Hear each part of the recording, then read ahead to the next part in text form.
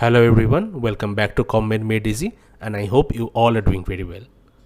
Before we begin, let me remind my dear students that the contents of this channel are only to supplement your knowledge, not to replace the regular online and offline classes in your institution. So please attend your classes and do not miss them. Also, if you like our contents, please subscribe to our YouTube channel, like the videos and share these videos with your friends, with your batchmates, with your juniors. Also, if you are a teacher, then with your students. Please follow our Facebook page and the link will be given in the description. In our previous video, we discussed the classification of diarrhea based on the level of dehydration, that is no dehydration, some dehydration and severe dehydration. We also discussed persistent diarrhea, dysentery, etc. Then we talked about the clinical management of diarrhea, including plan A, plan B and plan C in details. We said that in our future video we shall talk about ORS and gene therapy in details, and that will be a separate video. Today we shall continue with the long-term preventive approach towards acute diarrheal diseases. Let us start with better maternal and child health practices that include maternal nutrition as well as child nutrition. So adequate prenatal maternal nutrition will ensure that the birth weight of the child is above the cutoff value. That means it is not a low birth weight baby. Also, prenatal and postnatal maternal nutrition will ensure that adequate breast milk is produced, which will provide nutrition to the newborn. What about child nutrition? Promotion of the breastfeeding. So breastfeeding should be initiated as early as possible after the childbirth. Prelactal feeding should be avoided. For the first 6 months, nothing should be given. So exclusive breastfeeding.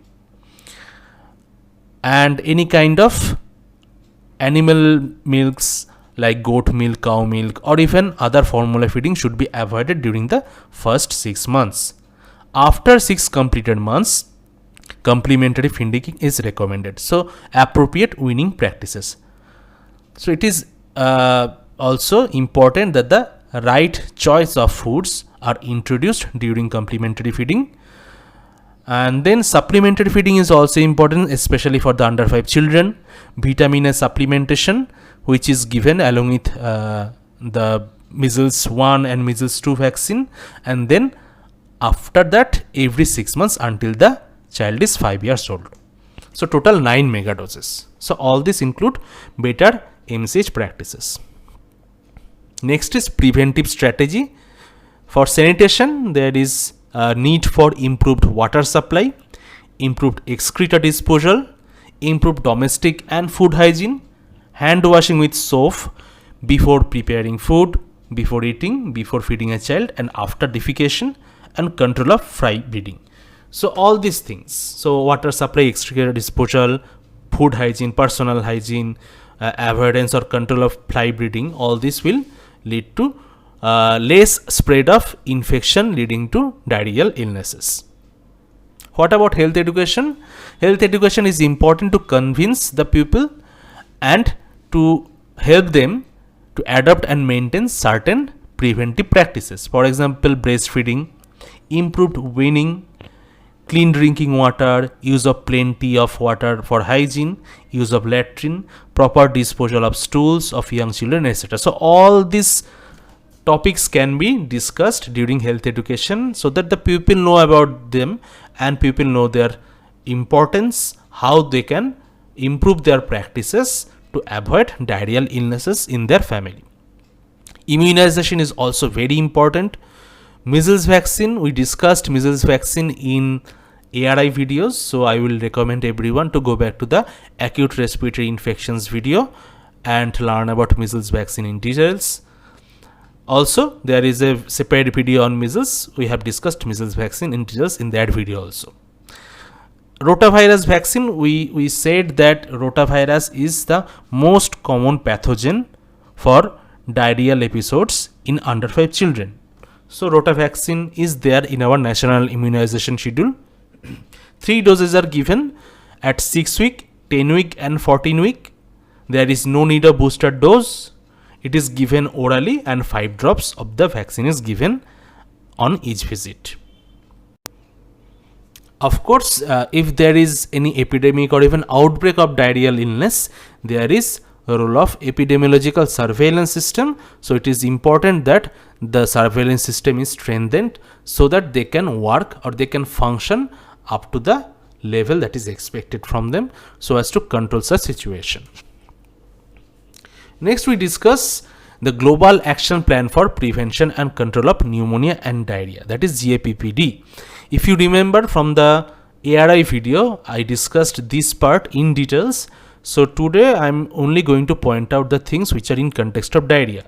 Certain goals set for year 2025 in context of diarrhea are to reduce the mortality or death from diarrhea in under 5 children to fewer than 1 per 1000 live births. So this is the first goal, and the second goal is to reduce the incidence of severe diarrhea in under 5 children by 75% as compared to the level that was in the year 2010. So whatever was the incidence of severe diarrhea in 2010, by 2015 we want to reduce it by 75%.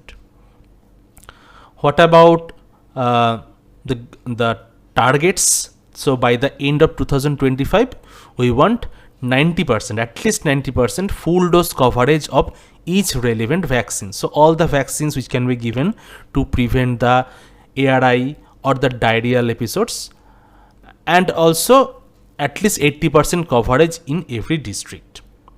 Also 90% access to appropriate pneumonia and diarrhea case management with 80% coverage in every district. So this is also very important. At least 50% coverage of exclusive breastfeeding during first 6 months. So this is also another target set for the year 2025. By the year 2030, we want universal access to basic drinking water in healthcare facilities and home, universal access to adequate sanitation in healthcare facilities by 2030 and in homes by 2040. Universal access to hand washing facilities with water and soap in healthcare facilities and home, and universal access to clean and safe energy technologies in healthcare facilities and home. So as you can see, we have emphasized on access to basic sanitation methods like hand washing with soap and water, drinking water supply, sanitation in healthcare facilities and home, etc. So if we look at the goals in GAPPD, we want to reduce the suffering as well as death from pneumonia and diarrhea. So reduce pneumonia and diarrhea morbidity and mortality. This can be done by protecting the child by establishing good health practices from birth. What are the practices? Exclusive breastfeeding for 6 months, adequate complementary feeding, and also timely initiation of complementary feeding and vitamin A supplementation. So this will protect the child. What about preventing the child from becoming ill from pneumonia and diarrhea? So hand washing practices with soap and water, provision of safe drinking water and sanitation, vaccination including pertussis, measles, Haemophilus influenzae type B, pneumococcal vaccine and rotavirus, reducing household air pollution, HIV prevention, as well as cotrimoxazole prophylaxis therapy for HIV infected as well as exposed children. So all these practices will prevent the child from becoming ill due to diarrhea and pneumonia. But still there will be many children who are suffering from the disease or will have incidence of the disease. So we have to treat these children who are ill from pneumonia and diarrhea. That can be done by ensuring supplies of low osmolarity ORS, zinc, antibiotic and oxygen, especially in case of ARI, severe pneumonia. If there is first breathing respiratory distress, oxygen therapy may be needed. Continuation of feeding including breastfeeding, improved care seeking and referral, case management at the health facility and community level. So this is the, you can say, the goals and targets, not targets rather, the goals as set by the GAPPD, that is Global Action Plan for Prevention and Control of Pneumonia and Diarrhea. Just remember that the Diarrheal Disease Control Program was initiated in India in the year of 1978, and the objective was to reduce the mortality and morbidity due to diarrheal diseases. With this, we conclude today's session. If you like the video, please subscribe to our channel and share this video with your batchmates, juniors and friends. We also have our Facebook page that you can follow. The link is given in the description. Take care, and we shall see you in our next video.